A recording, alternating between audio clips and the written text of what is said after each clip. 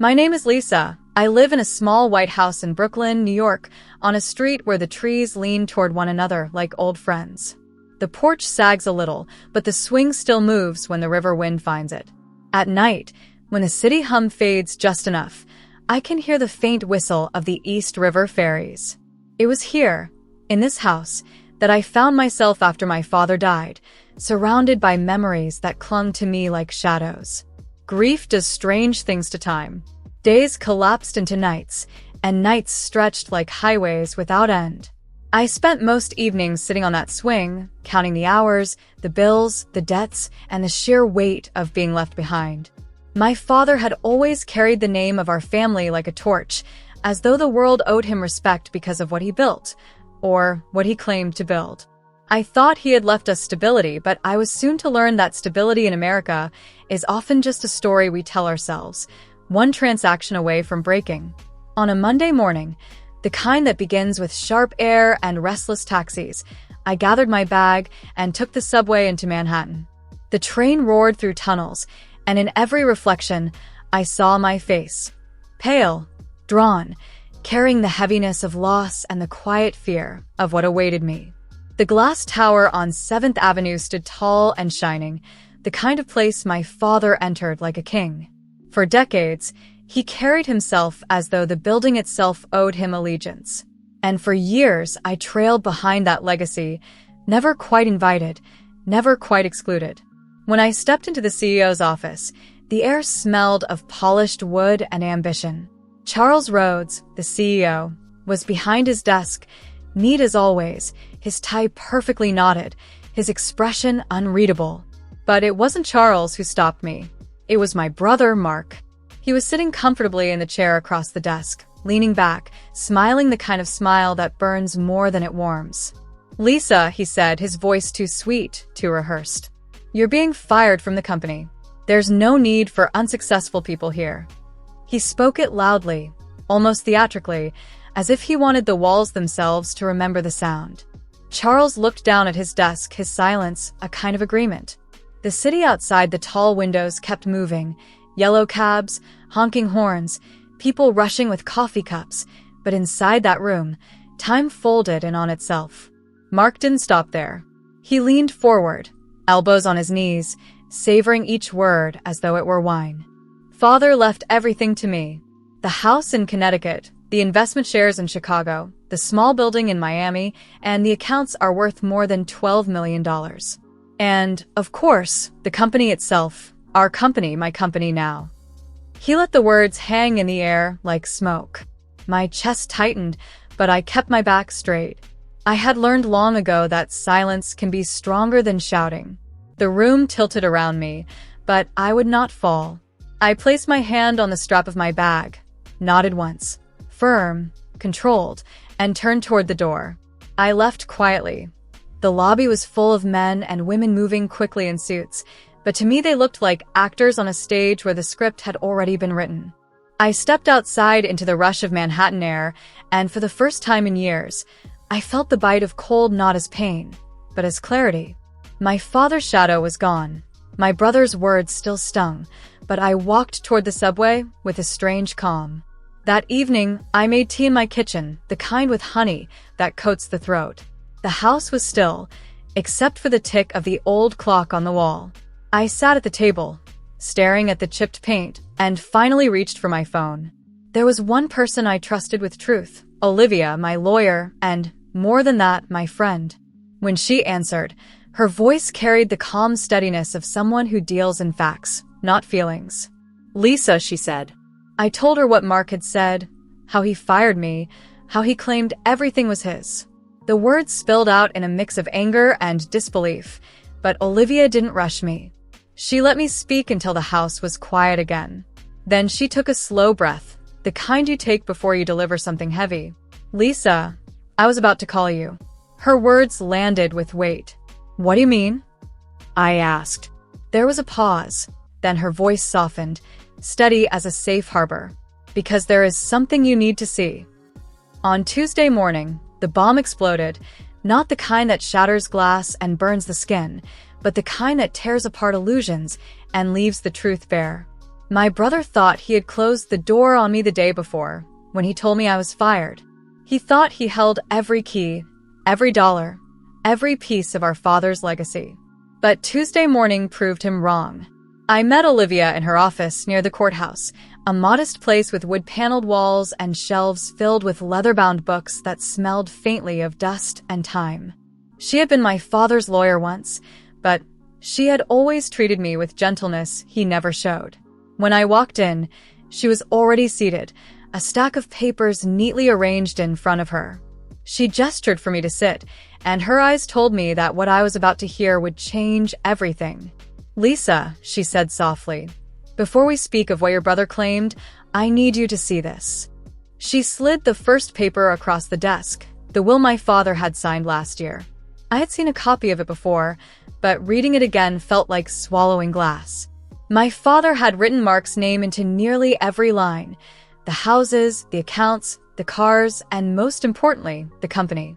I had been reduced to a few tokens: a painting, a ring, an empty gesture. My throat tightened as I read the familiar words. "Now," Olivia said, pulling a second stack closer. "This is the part no one has spoken of." The paper she laid before me was older, the edges slightly yellowed, the ink dry but firm. The handwriting was strong, deliberate, the kind of hand that came from a man who believed in permanence. At the top, it read, "The last will and testament of Grand Panna, my father's father." "This," Olivia continued, tapping the page, "is the original will, and it changes everything." I read slowly, line by line, afraid I might miss a single word. Unlike my father's will, this document named me directly. Grand Panna had written my name with certainty, leaving me not scraps or tokens, but the very foundation of his legacy. The company, with all its holdings in New York, Chicago, and Miami, was mine. The rest of the estate, accounts worth millions, properties that stretched across cities, was placed in a trust for me to manage. I froze, staring at the paper. My father had always acted as though the company was his alone, as if he had built it out of sheer brilliance, fueled by charm and ambition. For years, I lived in his shadow, believing that I was lucky to stand near the fire. But the ink told another story. The company was never his to begin with. It had always been mine. Olivia's voice pulled me back. "Your father either misunderstood or chose to ignore this. He believed Grand Panna gave everything to him, but he was wrong. The law recognizes the original document. The later paperwork your brother waved around cannot undo this. And once we present it to the board, they will have no choice but to honor it." Her words struck me like lightning. For so long, I had thought of myself as the outsider, the one pushed to the margins. I was the daughter who sat quietly at the table, who listened to business conversations without being invited to speak, who heard my father praise Mark's every move while dismissing mine as trivial. Now the truth stood in front of me. I was not the outsider. I was the heir. I stood and walked to the window. From there, I could see the courthouse steps and beyond them, the rhythm of America on the move. Buses groaned at the corners, trucks rumbled past, and people hurried with their coffee cups, each chasing their own small piece of survival.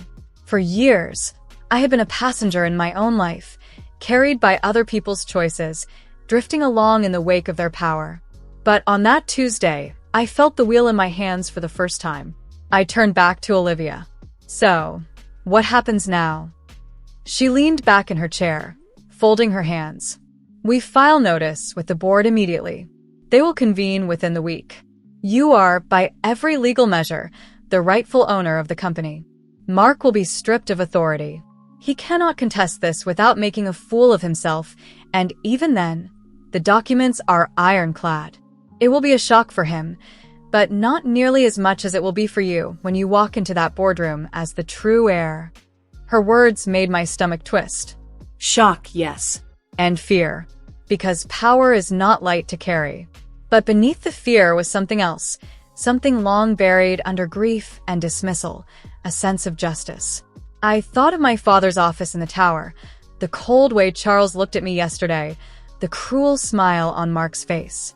They had dismissed me as unsuccessful, unnecessary, a woman unfit to stand in the same room. Now I held the very proof that the empire they bowed to had been placed in my hands years ago. When I sat back down, Olivia slid another paper toward me. "This is your appointment as trustee of the estate. Sign here, and we begin the process." I picked up the pen. My hand trembled, but not from weakness. It trembled from the weight of knowing that once I signed, everything would change. Mark would lose the cars, the accounts, the illusion of power he had wrapped around himself. I would gain not only control of the company, but also the responsibility of shaping its future. The tip of the pen touched the page, and I signed my name. For a long moment, I simply stared at the black letters on white paper, letters that bound me to a legacy older than my own memory. I thought of Grand Pana, stern, distant, yet deliberate. Perhaps he had seen me clearly than my father ever did. Perhaps he had known that one day I would have to stand alone and lead. Olivia gathered the papers and placed them carefully in her case. "It begins now," she said. As I left her office, the wind outside was sharper, cutting against my coat, but I didn't pull it tighter. I let the cold hit my face. The city looked different, the streets brighter, the people clearer, as though a fog had lifted. For the first time, I wasn't walking in someone else's story. I was walking into mine. The morning I walked back into the tower, the city was already alive with its usual symphony of horns, footsteps, and hurried voices. The air carried that sharp Manhattan chill that bites, but also wakes you up. This time, I didn't feel like an intruder or a daughter walking in the shadows of her father's name. I walked with purpose, with the knowledge of the papers Olivia carried in her case. I wore a navy dress, simple but strong, and flats that did not slip. It wasn't a costume or an armor. It was me, as I was meant to be. At the revolving doors, I caught my reflection in the glass, tired but steady. For the first time, I believed I belonged inside. The lobby gleamed with polished marble. Men and women hurried to the elevators, clutching phones, whispering deals, living their ordinary Tuesday mornings. For them, it was another day of balance sheets and meetings. For me, it was the day the ground shifted. Claire from accounting was waiting near the elevators. She had always been kind, the sort of woman who remembered birthdays, who brought extra coffee when meetings dragged past noon. Her eyes widened when she saw me. "I knew you'd come," she whispered, her hand brushing mine for a second. "We've been waiting." Her words filled me with a quiet strength. Waiting, for me, for someone to set things right. The elevator ride to the 24th floor was silent except for the hum of cables. When the doors opened, I stepped out with Olivia beside me. She carried the file against her chest as if it were a torch. We moved past the rows of desks, past curious glances and whispered questions. I could feel the air shift as people noticed my presence. The boardroom door was heavy, but I pushed it open without hesitation. Inside, Charles Rhodes sat at the head of the long table. His tie was still perfect, his hair combed into obedience, but his eyes betrayed unease. Beside him were the directors, each with tablets and papers, ready for the routine agenda. On the large screen at the far end, 2 investors from London waited on a video call. Charles opened his mouth, but Olivia was faster. She placed the will on the table and said, "Please read this." The words felt like a command. The boardroom hushed. Even the vents seemed to quiet, as though the room itself leaned in. One by one, the directors leaned forward, scanning the lines of Grand Pana's original will. I watched their faces as certainty drained into disbelief. Fingers tapped nervously on the table, pens stopped moving, and at last, silence took over. When the final page was read, no one dared meet my eyes, except Claire, who had followed us inside and stood near the back, her chin lifted. I drew a breath, steady and deliberate. "I'm assuming the chair," I said, my voice cutting through the stillness. "Effective today." No one argued. Not Charles. Not the men on the screen from London who had invested £6 million the previous quarter. Not the bank officer from Boston who had flown in to oversee the company's loan negotiations. The papers left no room for debate. The company, its offices in New York, its trucks in Chicago, its leases in Los Angeles, was mine. I felt the weight of generations settle on my shoulders, but it did not crush me. It steadied me. "Bring in my brother," I said. 2 security officers stepped out and returned moments later with Mark. He entered the boardroom with that same hard smile he wore yesterday, the one that stung like a slap. But when his eyes fell on the papers spread across the table, the smile slipped, slow and unsteady, like ice melting under a hot sun. "You fired me yesterday," I said, locking eyes with him. "Today, I'm ending your role. Clean out your office. The driver will take you home. The company car stays." His mouth opened, his hands twitching as if he wanted to grab something that was no longer there. "Lisa, No," I said firmly. "Not today." The silence after my words was louder than his protests could have been. The directors looked away. The investors said nothing. For once, my brother was not the center of the room. I was. I signed 2 forms that Olivia had prepared. One stripped Mark of all company access, email, accounts, authority. The other appointed Claire as interim chief operating officer with a salary of $450,000. Claire blinked rapidly, tears shining in her eyes, but she nodded. She had always been the quiet backbone of the finance department, and now she would have the authority to match her integrity. Mark's face twisted, somewhere between anger and disbelief. He turned to Charles, but Charles's eyes stayed fixed on the table. No one came to his rescue. He was alone now. "Take him out," I said softly, and the security officers guided him toward the door. He didn't fight them. He just stared at me with eyes that begged for something I would not give. When the door closed behind him, I looked at the board.